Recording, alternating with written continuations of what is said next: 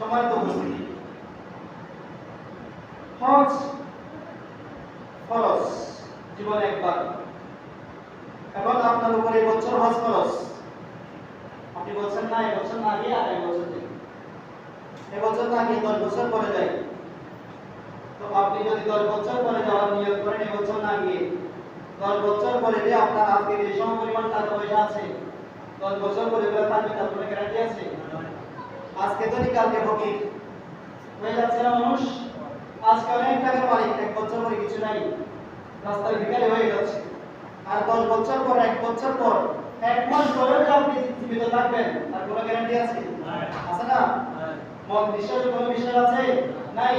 সেজন্য হাদিসে পাকের মধ্যে এসেছে, হযরত মাওলানা শেখ রাদিয়াল্লাহু তাআলা হাদিস রওয়ায়াত করেছেন, তিনি বলেছেন, قال রাসূলুল্লাহ সাল্লাল্লাহু আলাইহি ওয়াসাল্লাম, মান মালাকা যাদান, যে বান্দার মধ্যে হজ যাওয়ার জন্য পাথেয় আছে, টাকা পয়সা আছে, ধন সম্পদ আছে, ওয়ালা মিরাতান, এবং এমন বাহন আছে, তুবাল্লিগুহু ইলা বাইতিল্লাহ, যে বাহন ওই বান্দাকে হজ করার জন্য খানায় কাবা পর্যন্ত পৌঁছে দিতে পারবে। এই রকম টাকা পয়সাও আছে, বাহনও আছে। টাকা পয়সাও আছে মানে হজে যাওয়ার জন্য কোনো বাধা নাই। হজে যাওয়ার জন্য যেগুলো দরকার সবগুলো একজন মানুষের আছে, কিন্তু ওয়ালাম ইয়াহুজ্জা, হজ করে নাই। সবগুলো থাকার পরেও কি করে নাই?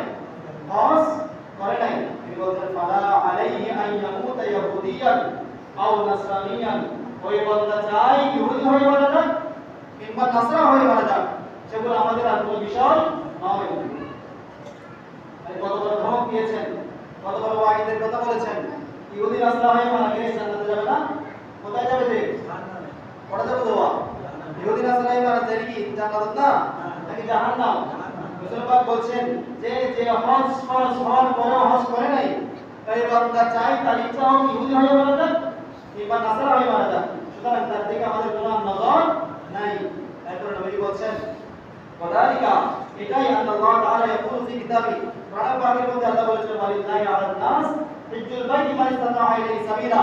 এজন্য আল্লাহ বলেছেন যে মানুষের উপর হজ ফরজ হয়েছে, যার হজে যাওয়ার জন্য কোনো বাধা নাই, সমস্ত টাকা পয়সা যানবাহন সবগুলো ঠিক আছে, ওই মানুষের উপর একবার হলেও হজ আদায় করা ফরজ করে দিয়েছে। সুবহানাল্লাহ।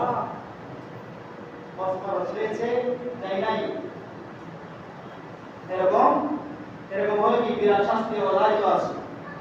অনেকে মনে করে যে আমি যদি হজে যাই, এখন হজ করতে কত টাকা লাগবে? 6-7 লাখ টাকা মনে হয়।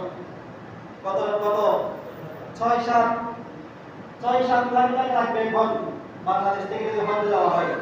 তো কেউ মনে করছেন আমি যদি হজে যাই 10-15 দিন, 20 দিন, 1 মাস থাকলাম, কিন্তু আমার তো বিরাট অ্যামাউন্ট চলে যাচ্ছে, বিরাট একটা অ্যামাউন্ট চলে যাচ্ছে, 6-7 লাখ টাকা 10-15 দিন, 1 মাসের মধ্যে আমার খরচ।